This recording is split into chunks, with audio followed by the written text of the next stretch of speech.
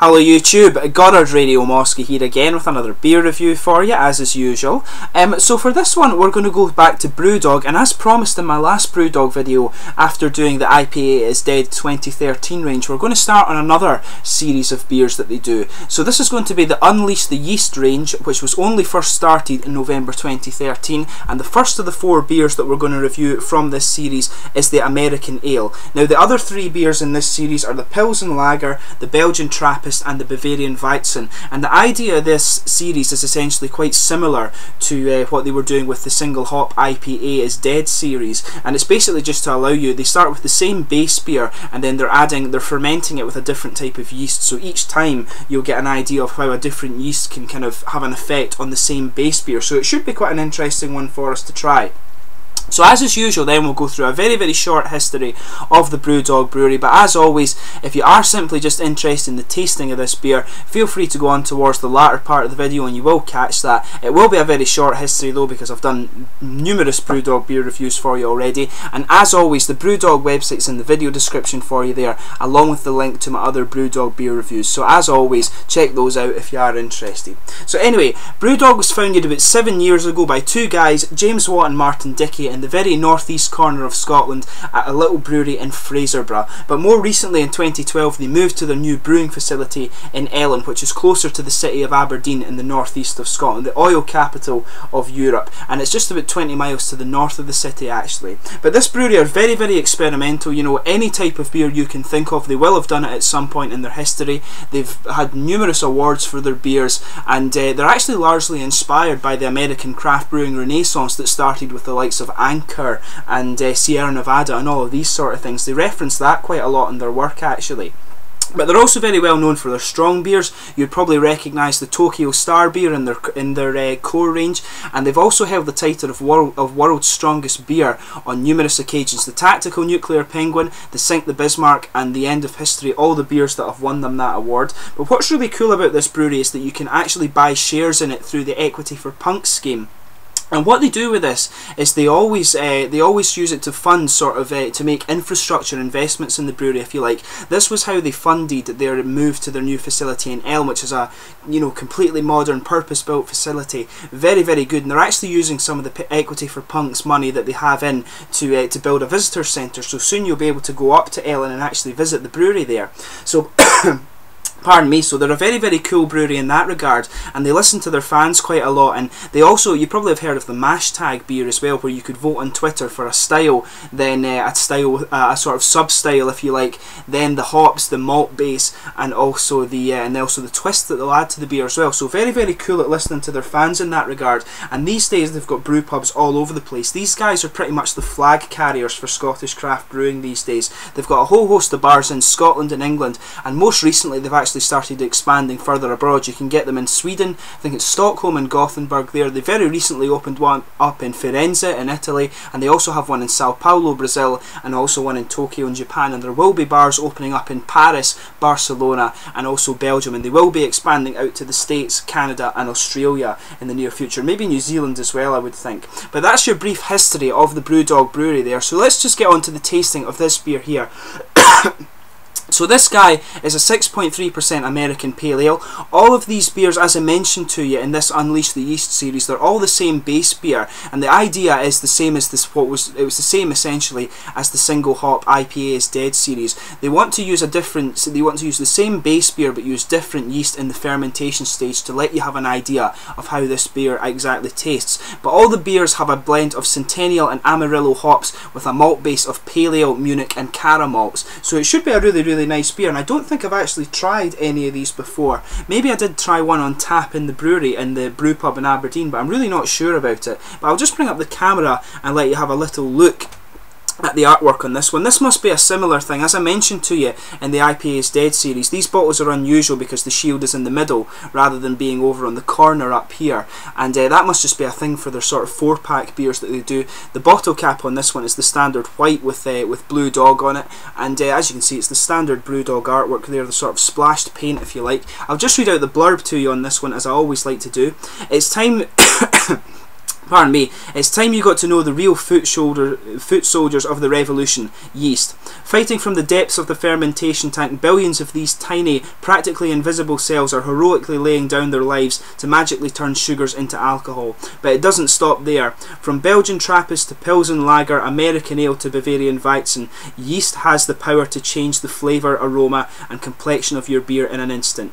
Cue Unleash the Yeast, a mega mini series of 4 beers brewed at the same ABV using a blend of Centennial Amarillo hops and a backbone of pale ale, Munich, and Cara malts, each created to worship a different yeast. Come and give these craft beer martyrs the recognition they finally deserve. So that's your sort of little brief blurb on this guy here. So as I mentioned to you, it's a 6.3% American Pale Ale, this one. All 4 of these beers, unlike the IPA's Dead series, they're all different styles because they've had different yeast strains actually added to them there. And as I say, it's got a nice mixture of Centennial and Amarillo hops and a Pale Ale, Munich and Cara malt base. 6.3%. So let's get this guy open and get on with the tasting here. Quite looking forward to trying this guy, as I say. As you can see, a nice little smoky open in there, so let's get it out and see how we get on. It's quite cool to be able to finally review a number of these Brewdog beers for you that I've had sitting around, you know, being away in Germany and sort of living in Aberdeen and having all this beer down here. It's been a bit difficult it's been a bit sad that I haven't been able to try a lot of it, but finally I can get into it now. So as you can see, it's poured a nice, beautiful, bright orange amber colour. As you can see, if I put my fingers behind this, you can't see through it. It has a nice solid finger of a frothy white head on there. It actually looks quite a bit like the IPA's Dead series. It's more opaque actually than sort of hazy, if you like. It's actually even got a little bit of a red tinge to it. I'll just bring up the light so you can maybe get a better look at this colour. I'll just check that you're seeing that on the camera that you're actually.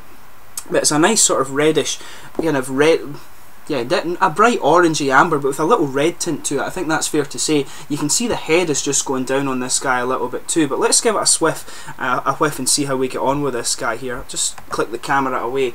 But there you are. Very, very fresh aroma. This guy smells like a sort of typical American Pale Ale. Like I would say, Brewdog are a very hop-forward brewery if you haven't tried any of their stuff already. But it smells like a typical Pale Ale from Brewdog, actually. So you've got a nice little bit of kind of peachy and tropical fruit in there. Perhaps just a little hint of the kind of pine resin in there too, I would say. But mainly a kind of peachy and grapefruity kind of caramel fruit in there. A little bit different actually, because normally in the Brewdog beers, I've never had one I can think of where you get a sort of peachy aroma from it. But it's got a nice little bit of floral and grassy freshness if you sniff it in just a little bit more deeply. And you can pick up just a little faint little bit of caramel malt in there. Maybe a little bit toasted actually. But yeah, a really nice kind of fresh smelling beer, just to kind of sum that up for you. It's a really sort of nice smelling one, and you should always do that with the Brewdog beers. You get some really nice aromas out of these things. So just take a little minute when you try a Brewdog beer and give it a go and just get a real feel for this beer. But let's give it a taste and see how we get on. The American Ale in the Unleash the Yeast 2013 range.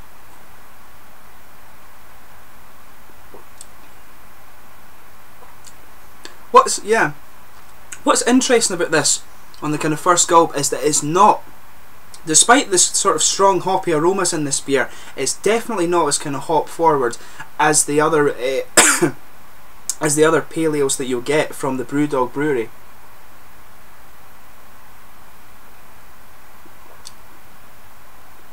And that's obviously just to bring out the sort of yeasty flavours with this one.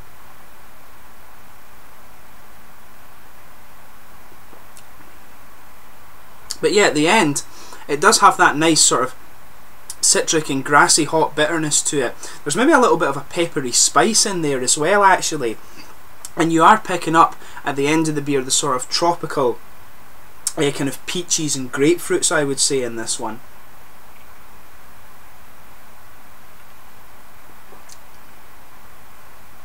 But there's definitely... Brewdog have definitely made an effort here not to be so hop forward with this one as to kind of push the yeast out. But it's a very, very nice beer. But you can pick up a nice little bit of the kind of malt base in here, and I think it's probably the yeast that's kind of contributing a lot to this. You're getting a nice, good bit of bready yeast in this one. It's actually got a little bit of sweetness to it, I think, a little bit of kind of buttery and biscuity sweetness.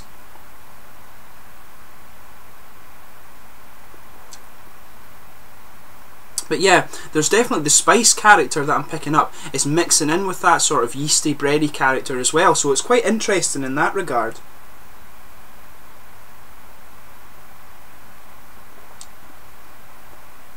So yeah, it's a really, really nice beer. I'm just trying to get it. It's not something you usually think to kind of think too much about, is the yeasty flavours in the beer.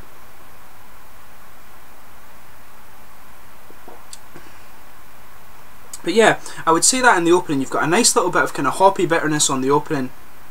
You're getting the nice sort of spicy citric and grassy flavours coming in. A bit later on you're starting to get the peachy, grapefruity. And as I say, peachy is a little bit unusual in the IPAs from Brewdog, but you're starting to get the peachy and grapefruit flavours in the after part of the taste. But in the middle, where you're starting to get the malt coming through, there's a faint little bit of caramel in there and a nice kind of big bready yeast, and the spice character I think is kind of blending in with that really quite well, and there's just a little bit of a kind of sort of biscuity and buttery sweetness to this one, I would say. It's a very nice beer, this guy.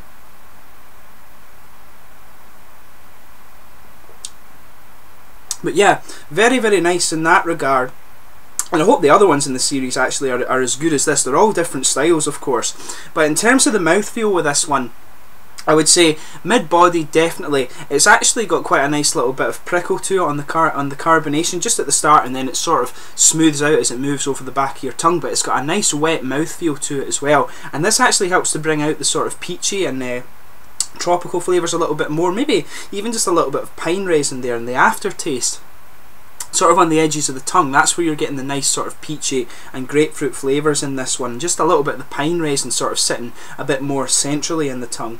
The yeast character, now that I think about it, is more sitting towards the back of the tongue, right in the middle. So that's where you're starting to get that biscuity and that sort of biscuity, buttery, bready, nice character to it there from the yeast, I think.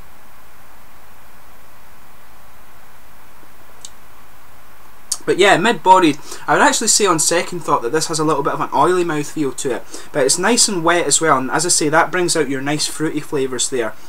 But it's actually a very, very easy drinking pale ale. It does have a nice little bit of bitter character. In my opinion, not too much dryness to it at the end. Just a little bit, but it's not overdone. They've kind of got this beer pretty bang on, if you like. But overall, I would say it's a very nice beer, and it's interesting in the sense because, as I said to you at the start of the video, Brewdog are a very, very sort of hop forward brewery, so it's interesting to see how they've kind of toned it down a little bit to try and bring out the yeast character a bit more, because obviously that's what this series wants to focus on. And I think they've done it pretty well, actually. You are in this beer able to pick up quite a little bit of that nice kind of bready and yeasty character, because in a lot of the Brewdog beers, they always like to have, they seem to always with their pale ales like to have a really nice kind of sweet caramel malt base, and then the really nice blend of the fruity hops. But this guy, they've actually concentrated on adding another dimension to it. So maybe it's something that will help them in the brewing process a little bit further on down the line. Not to say that there's anything wrong with their beer, but it adds another interesting aspect to their brewing anyway. But overall, this is a really nice beer, and if you do get the chance, be sure to check out the Unleash the Yeast series. It seems to be a very, very interesting one, and I've heard people tell me that a lot of these beers are quite interesting. So I will be reviewing the other 3 for you over the coming days. I'm not sure exactly what one will come next, but you can look forward to the Belgian Trappist, the Bavarian Weizen, and the Pilsen Lager reviews to come from me over the next 2 or 3 days. So I'll catch you soon with another beer review. As always, I hope you've enjoyed this one, and let me know in the comments section if you do happen to have tried this beer yourself. And if you're interested in seeing more Brewdog beer reviews, please subscribe to the channel. And as always, like, subscribe, share, all the usual YouTube stuff. I hope you've enjoyed this beer review, and I will catch you again soon with another one. Cheers.